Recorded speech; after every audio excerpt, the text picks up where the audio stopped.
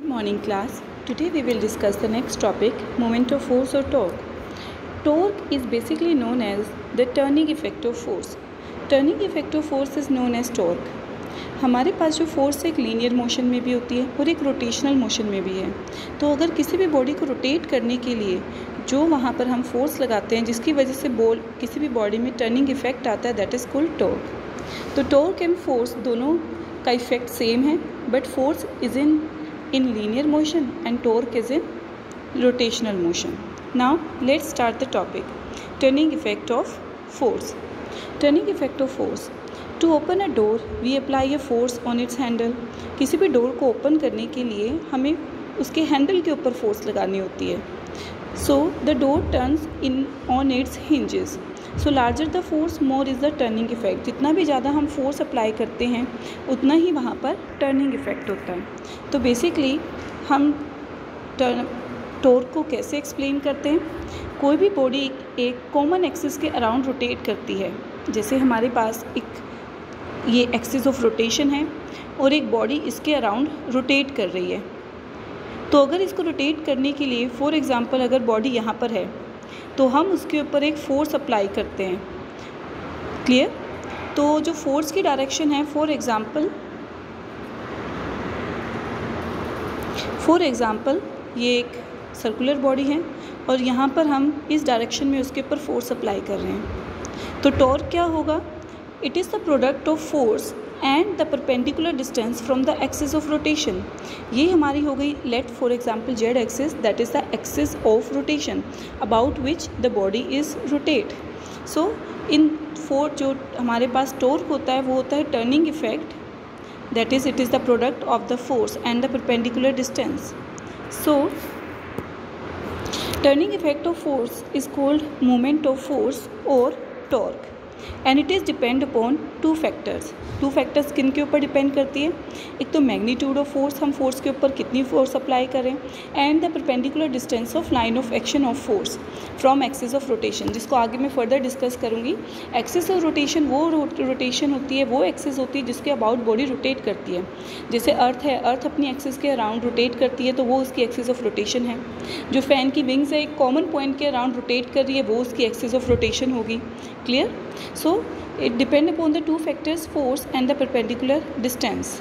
Now अगर किसी door को अगर मुझे ओपन करना है तो उसमें टर्निंग इफेक्ट ज़्यादा कब आएगा. या तो मैं फोर्स के फैक्टर को इंक्रीज़ करूँगी. फॉर एग्ज़ाम्पल ये हमारा डोर है, ये हैंडल है. तो अगर मैं यहाँ पे इस पोर्शन पे ज़्यादा से ज़्यादा फोर्स अप्लाई करूँगी तब उसमें टर्निंग इफेक्ट आएगा. या फिर अगर हम एक्सिस ऑफ रोटेशन से जो डी हमारा क्या होता है बेसिकली परपेंडिकुलर डिस्टेंस, तो जितना परपेंडिकुलर डिस्टेंस में हम उसे अप्लाई करेंगे तो टर्निंग इफेक्ट ज़्यादा आएगा. ठीक है. जैसे अगर आप इमेजिन करो कि ये हैंडल है हमारे पास, अगर मैं फोर्स यहाँ अप्लाई ना करके डोर को सेंटर से ओपन करना चाहूँ तो डोर में कम टर्निंग इफेक्ट आएगा. मतलब अगर मुझे किसी डोर को मैं उसके मिड पॉइंट से फोर्स अप्लाई करके उसको ओपन करना चाहूँगी तो मुझे ज़्यादा एफर्ट्स लगाने पड़ेंगे, तो उसमें टर्निंग इफेक्ट कम आता है. तो हमें जो फोर्स अप्लाई करनी होती है किसी भी ऑब्जेक्ट में, जो टर्निंग इफेक्ट है वो एक परपेंडिकुलर डिस्टेंस के ऊपर डिपेंड करता है कि हमारा एक्सिस ऑफ रोटेशन से कितना डिस्टेंस है. हम वहाँ जितनी ज़्यादा फोर्स लगाएंगे और या फिर जितना ज़्यादा डिस्टेंस होगा उतना ही ज़्यादा टर्निंग इफेक्ट होगा. Now let's discuss. तो यहाँ पे हमारे पास इस फिगर में देखो, ये हमारे पास एक्सिस ऑफ रोटेशन है. एक्सिस ऑफ रोटेशन वो एक्सिस होती है जिसके अबाउट कोई भी बॉडी है वो रोटेट करती है. ये हमारे पास कंप्लीट एक बॉडी है. क्लियर. ये बॉडी हमारी एक्सिस ऑफ रोटेशन के अबाउट रिवॉल्व कर रही है. नाउ अब हम क्या करते हैं, एक पॉइंट पर फोर्स अप्लाई करते हैं. वो ये फॉर एग्जांपल जैसे हमारी ये कंप्लीट बॉडी है तो P वो पॉइंट है जहाँ पर हम उसमें फोर्स अप्लाई कर रहे हैं. क्लियर. तो P पॉइंट पर हम क्या कर रहे हैं, फोर्स अप्लाई कर रहे हैं और इसकी डायरेक्शन आपको यहाँ फिगर में क्लियरली दिख रही है. अब ये तो हो गई फोर्स की डायरेक्शन और ये हो गई एक्सिस ऑफ रोटेशन. अब जो आपका पॉइंट ऑफ एप्लीकेशन है, अब इसको हम बैक प्रोड्यूस करेंगे और जहाँ से भी इसका 90 डिग्री का एंगल हमारा बनेगा वो होता है हमारा परपेंडिकुलर डिस्टेंस.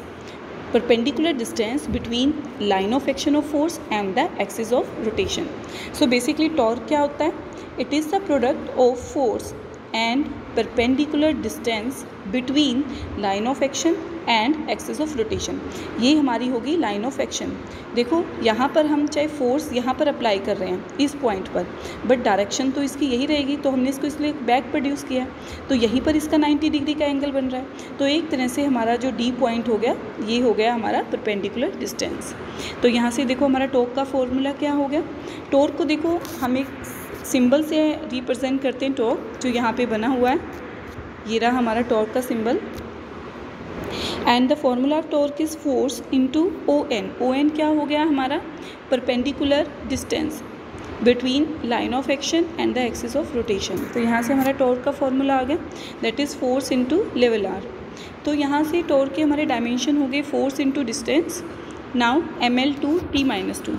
अब यहाँ से देखो जो टॉर्क और वर्क दोनों के डायमेंशन सेम होते हैं, बट दोनों में डिफरेंस क्या है।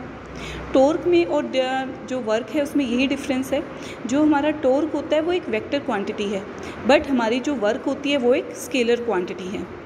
सो ये इनके अंदर बेसिक डिफरेंस है। एंड वैसे भी जो हमारा टॉर्क है वो रिप्रेजेंट किसको कर रहा है, एक तरह से फोर्स को। क्लियर, एक टर्निंग इफेक्ट ऑफ फोर्स। तो हमारी ये फोर्स एक तरह से हमारी परपेंडिकुलर एक वेक्टर क्वांटिटी है, तो ये भी हमारी एक वेक्टर क्वांटिटी होगी। नाउ यूनिट्स ऑफ टॉर्क क्या होगी, units of torque is newton metre, जो हमारी जैसे वर्क डन की होती है, और CGS यूनिट है dyne into centimetres. But torque को अब इसकी हमें डायरेक्शन फाइंड आउट करनी है, that is the sign convention. The movement of force is taken positive, is turning tendency of the force is anti clockwise, and ये negative होगी when it is taken as clockwise. तो जो force है उसके हम sign convention के according कैसे लेंगे, अगर हमारी जो मूवमेंट है, बॉडी है, अगर वो एंटी क्लॉकवाइज मूव कर रही है तो it is taken as positive, और अगर क्लॉकवाइज है तो it is taken as negative. So it is all about the force. तो फोर्स क्या हो गया, basically turning effect of force. Clear, किसी भी बॉडी को रोटेट करने के लिए कॉमन एक्सिस के अराउंड हम एक फोर्स अप्लाई करते हैं, and that force it is required for the turning effect of any body, and that force is called the torque. Now for example, हमारे पास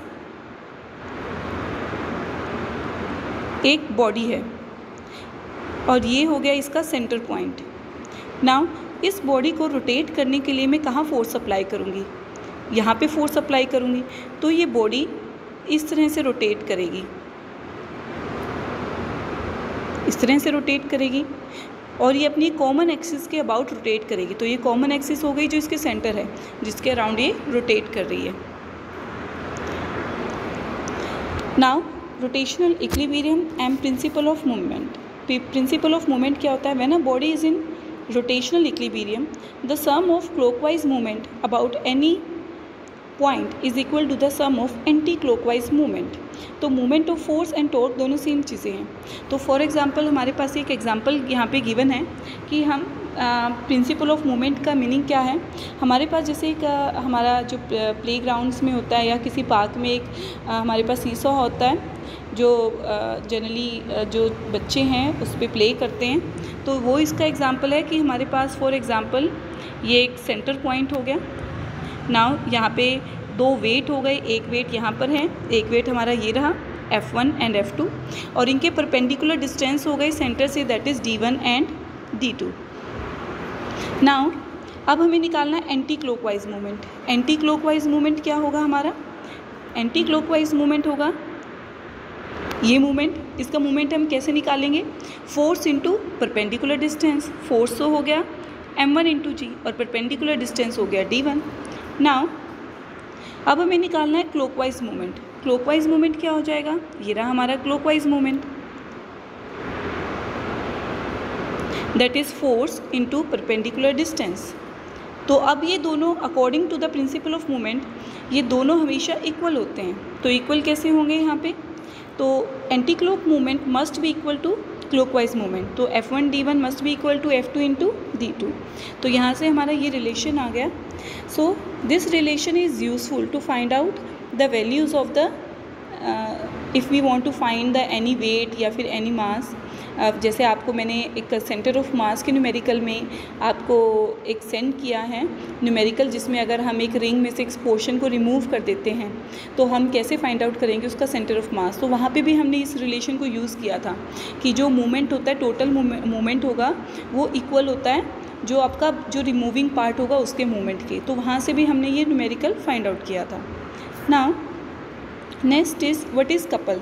A pair of equal and opposite force act on a body along two different line of action constitute a couple। couple क्या होता है? Basically हमारे पास दो forces होती हैं। देखो यहाँ पे दो फोर्सेस है, a pair of forces जिनके डायरेक्शन अलग अलग हैं, और इन दोनों के पॉइंट में जो सेंटर पॉइंट है that is axis of rotation से इनका जो परपेंडिकुलर डिस्टेंस होगा दैट इज़ d, ये सब मिलके क्या बनाते हैं? हमारे कपल। जैसे मैंने आपको बताया कि फॉर एग्जांपल मेरे पास एक बॉडी है, अब मुझे इसको रोटेट करना है, तो मैं अगर एक फ़ोर्स यहाँ से लगाऊँ, एक फ़ोर्स यहाँ से लगाऊँ, तो वो आपका रोटेट करना स्टार्ट कर देगा। तो इस तरह से हमारी जो दो फोर्सेस होंगी ये क्या बना रही है? हमारा कपल।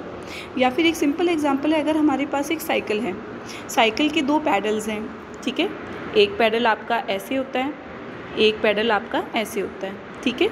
तो आप दोनों के ऊपर फोर्स अप्लाई करते हो, एक के ऊपर फोर्स ऐसे अप्लाई करोगे और एक के ऊपर फोर्स ऐसे अप्लाई करोगे, जिससे तो उसमें टर्निंग इफेक्ट आता है, ठीक है ना। ये हमारे सेंटर हो गया, इससे उसमें साइकिल के पैडल्स में टर्निंग इफेक्ट आएगा, तो वो क्या बना रहे हैं? एक तरह से कपल, ठीक है। जब आप एक पैडल को फर्दर मूव करोगे और एक जो फोर्स होगी उसकी बैकवर्ड जाएगी, एक फॉरवर्ड जाएगी, तो वहीं से तो हमारा कपल बनेगा। तो हमारे पास टू पेयर ऑफ फोर्सेज होंगी, दोनों की डायरेक्शन एक दूसरे से अपोजिट होंगी। नाउ तो मोमेंट ऑफ कपल क्या है? A pair of equal and opposite forces acting on body along to different line of action. Now moment of couple, moment of couple क्या है? Moment of couple may be found by taking the moment of two forces about any point and then adding them. तो हमारे पास moment of couple क्या होगा? Simply हमें जो force होती है हम उसको उसके परपेंडिकुलर डिस्टेंस से या फिर जो उनके जो जहाँ पे मेन पॉइंट पे जो O point axis of rotation जहाँ पे वो एक्ट कर रहे हैं उन फोर्सेस के इफेक्ट को हम ऐड ऑन कर देते हैं। जैसे यहाँ पे देखो, एक तो मैंने एक फोर्स का इफेक्ट लिया, एक तरह से ये हमारा मूवमेंट हो गया, ठीक है ना। फोर्स इंटू परपेंडिकुलर डिस्टेंस यहाँ से यहाँ तक that is O A and O B, ये हो गया हमारा ओ बी, ठीक है। तो force into O A, force into perpendicular distance, इन दोनों को हमने ऐड कर दिया, तो ओ ए प्लस ओ बी क्या आ गया हमारे पास? A B. तो ये क्या हो गया हमारा? Perpendicular distance. तो यहाँ से टॉर्क आ गया force into perpendicular distance between two forces. Clear? तो टॉर्क एंड मोमेंट एक कपल और फोर्स में हम आपका जो फॉर्मूला है वो सेम ही है, बट क्या डिफरेंस है? वहाँ पे हम टॉर्क में क्या करते हैं? फोर्स लेते हैं and perpendicular distance from line of action. Clear? और यहाँ पे क्या करेंगे? हम फोर्स लेंगे और परपेंडिकुलर डिस्टेंस कौन सा होगा? Between two forces. जो भी दो फोर्सेस जहाँ पे भी एक्ट करें उनके बीच का जो डिस्टेंस होगा that is called line of action. For example मेरे पास ये दो फोर्सेस हैं, एक फोर्स ऐसे एक्ट कर रही है, एक फोर्स ऐसे एक्ट कर रही है, तो इनके जो परपेंडिकुलर यहाँ पे इनके बीच का जो डिस्टेंस होगा ये ए बी, ठीक है, वो क्या हो जाएगा? डी पॉइंट, एक तरह से इनका perpendicular distance between two forces.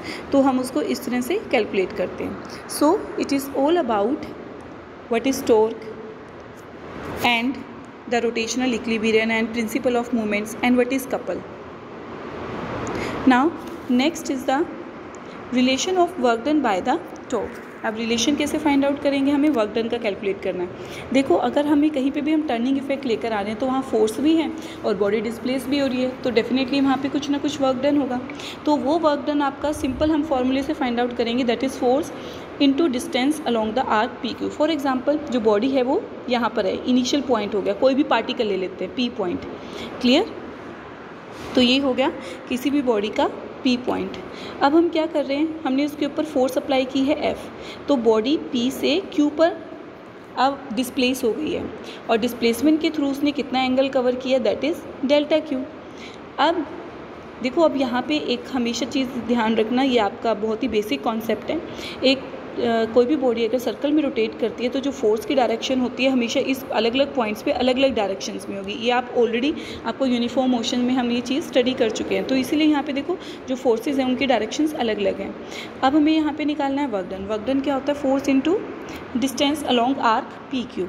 तो अब आर्क तो हम पी क्यू को कैसे कैलकुलेट करेंगे, by the relation theta is equal to arc over radius. यहाँ से हमारा डेल्टा थीटा आ गया, arc P Q by R, तो यहाँ से हमारी आर्क आ गई that is P Q R into delta theta. ठीक है, तो अब यहाँ पे हम इस रिलेशन में पुट कर देंगे force into R into delta theta, तो एफ इंटू आर क्या हो जाएगा, क्योंकि एफ इंटू आर क्या है हमारा force into perpendicular distance which is equal to tau, तो टॉर्क और यहाँ पे क्या हो गया डेल्टा थीटा, तो ये हमारा हो गया वर्क डन का रिलेशन। Now always remember this relation is resemble, this relation is always resemble with the relation work done is equal to force into displacement. देखो फोर्स और टॉर्क दोनों का सेम रोल है, फोर्स का लीनियर में and torque का rotational में। ऐसे ही एस का और डेल्टा थीटा दोनों ही क्या है डिस्प्लेसमेंट, बस एस हमारा होता है लीनियर में और डेल्टा थीटा क्या होता है रोटेशनल मोशन में एंगुलर डिस्प्लेसमेंट। तो हमारा ये रिलेशन हम यहाँ से इसको कंपेयर कर सकते हैं, तो ये ऑलवेज हमारा इसके इक्वल ही होगा ये रिलेशन। तो हमारा जो ये रिलेशन आए हैं दो रिलेशन, नाउ लेट्स डिस्कस। एक तो हमारा ये रिलेशन, एक अगर हम डिस्कस करें force is equal to mass, force into displacement, ये दोनों रिलेशन एक दूसरे के इक्विवेलेंट है, बट दोनों रिलेशन में क्या डिफरेंस है, ये तो हो गया हमारा लीनियर मोशन में और ये हो गया एंगुलर मोशन में। अब इस रिलेशन को हम इंटीग्रेट करेंगे, integrate from theta 1 to theta 2, तो यहाँ से आपका ये रिलेशन आ गया delta W by tau into delta theta, और अब इस रिलेशन को हम डेल्टा टी से डिवाइड कर देंगे, तो work done divided by time it is equal to power, and delta theta by delta T क्या होता है, change in angular displacement by time is angular velocity. तो हमारे पास ये रिलेशन आ गया। तो अब यहाँ पे देखो, अब ये रिलेशन हमारा किसके इक्विवेलेंट है, this relation is equivalent to the power is equal to force into velocity, ये उसी के इक्वल है जो हम ऑलरेडी लोअर क्लासेस में भी ये रिलेशन फाइंड आउट कर चुके हैं। So power is equal to force into velocity is the relation of power in linear motion and this relation of power is in rotational motion। तो ये सभी relation आप वहाँ से याद कर सकते हो, अगर इनके साथ भूल भी जाओ कि इनका रिलेशन क्या है तो आप इनसे याद रख सकते हो। यहाँ पे हम पावर को तो टो पुट कर देंगे, दैट इज़ इसको हम टो कहते हैं, TAU टॉर्क, ठीक है, इसको सिंपल नेम हम टो से रिप्रेजेंट करते हैं, और v क्या होता है angular velocity, v linear velocity, omega angular velocity. तो ये हमारा हो जाएगा टर्निंग इफेक्ट या फिर एक रोटेशनल मोशन में पावर का रिलेशन।